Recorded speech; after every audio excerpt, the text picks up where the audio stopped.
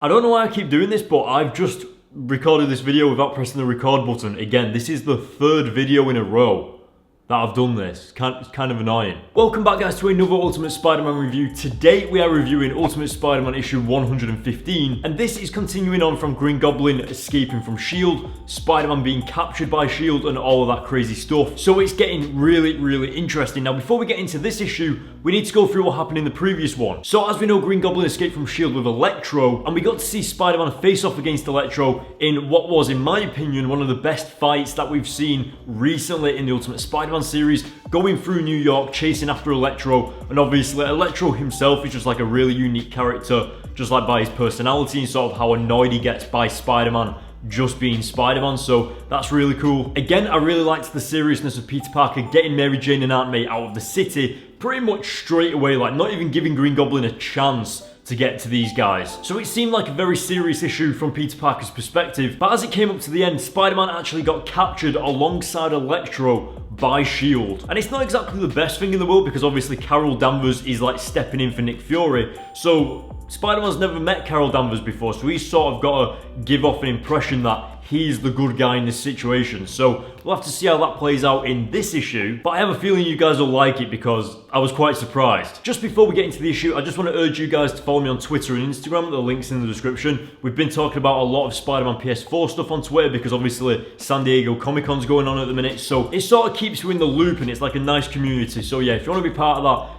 hit the links in the description, go to my Instagram and Twitter, and just tweet at me, and message me, and get involved. Without any further ado though, let's get into this issue. It's Ultimate Spider-Man issue 115. So the comic opens up with Kong and Kitty Pryde sat there, sort of doing homework, hanging out, and this is a very special time in terms of Kitty Pryde and where she stands with Kong and everything, because we get to see their relationship grow as these issues continue. You get to see Kong mature from like obviously being a bully in the early issues of Ultimate Spider-Man to now more or less being Peter Parker's friend, and right here being a friend to Kitty Pryde as well. And it's just so interesting because the way Brian Michael Bendis has written their characters, you can see that they're in that cute stage of where they're sort of getting to know each other, and you can see that they're eventually going to get into a relationship. It's just really nice to see something natural develop between the two characters, especially because we're seeing loads of action with Spider-Man and obviously Green Goblin and everything recently. It's like watching another Mary Jane and Peter Parker getting together for the first time, seeing them develop, seeing like how their relationship takes off the ground. It's great. But turning the page over to Carol Danvers and Peter Parker, they confront each other, and I was actually really surprised because Carol Danvers seems like a really likable character in this comic, and it makes me sort of want to keep her in the series as an overall character. And I think with her attitude towards Spider-Man, she very much does bring her own attitude down to his level. So she has a little bit of a joke with him,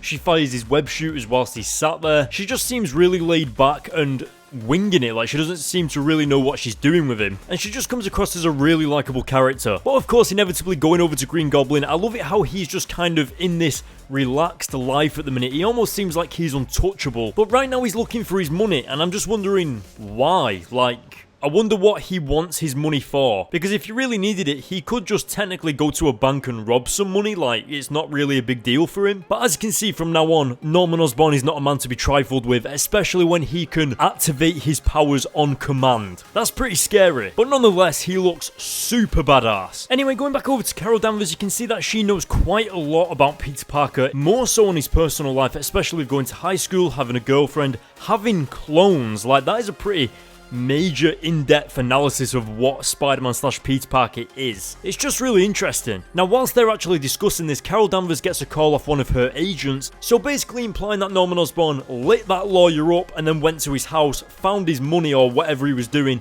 and then lit his house up as well. And that's what I love about Norman Osborn in the Ultimate Universe, that every single time he's in the comic, the stakes are very high. Like, people literally die and get murdered. He comes across as an absolute badass, and he never fails to sort of send a chill throughout the entire series. It's great. As we get further into the issue though, you can see Kitty Pryde has come to Spider-Man's rescue, breaking him out of the Triskelion, and I just love how swiftly she does it. She's pretty much in and out of there in an instant, and everybody just kind of gets shocked by her appearance. But this is actually one of my favourite moments in the comic, because this is where Carol Danvers actually lets her guard down and explains to the two superheroes exactly what is going on. And it turns out she was using Peter Parker as bait, and she trusts these guys so much that she's he's willing to give them guns pretty much. And to be honest, I feel like that's a really trusting thing to do, just because really Carol Danvers is just winging it. She has no idea what she's doing, and so she's giving responsibility to the two people that do know what they're doing, and they're working together, and it's just a really great partnership, and it already seems like they've built a trusting relationship. So I automatically feel like Carol Danvers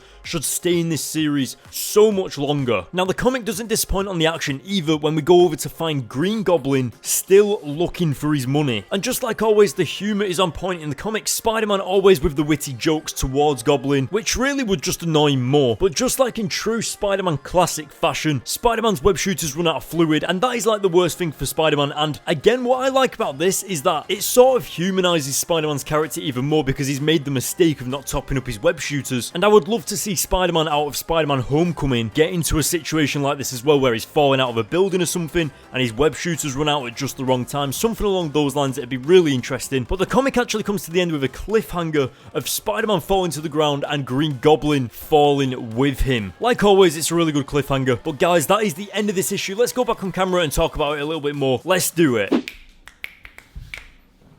So one of my favourite things about this issue is right off the bat when you get to see Kitty and Kong's relationship just sort of growing. Like right now they're just friends, but Kong is that person who's pretty much there for Kitty whenever she needs it, and he's sort of looking after her, and I think he's just overall really interested in her anyway. And so this is what I love about the Ultimate Spider-Man series. Brian Michael Bendis does a really good job of sort of developing characters, developing their relationships. I mean, look at when Kitty met Peter Parker. Their relationship developed so well on the pages of the comics, and you actually came to love Kitty Pryde as much as the rest of the characters, even though she's strictly an X-Men character. So seeing Kong and Kitty's relationship grow, obviously it may advance into an actual relationship in the future. We'll have to see what happens with that, but it's nice. Now, when I read this issue, I was really surprised with how laid back Carol Danvers was towards Spider-Man. She didn't really think that he was a villain or anything. She didn't think he was a menace. She obviously knew about him and like the clones and stuff like that, but she sort of brought herself down to his level. Like she was asking him interesting questions like, clones are pretty weird, aren't they? And you know, got Peter talking about stuff, so it's really good on her part. But what was even more surprising was just how she's sort of winging it. Like she doesn't really know what she's doing. She's not got like a list of rules telling her exactly what to do in situations like this.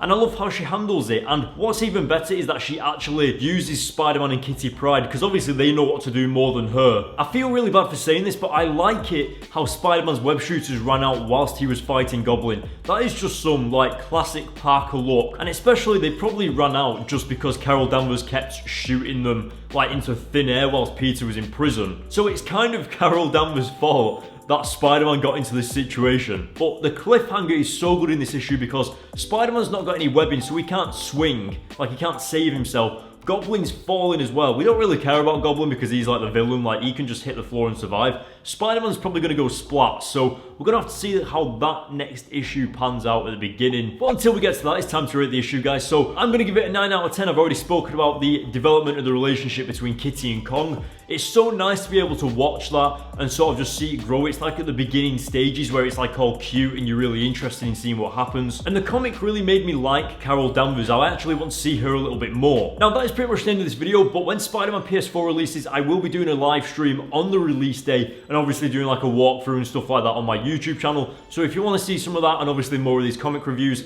hit the subscribe button and the like button on this video. And again, don't forget to follow me on Twitter and Instagram, guys. We're all like really interacting at the minute because obviously all the Spider-Man news, and there's just a bunch of stuff like James Gunn has just been fired from Guardians of the Galaxy.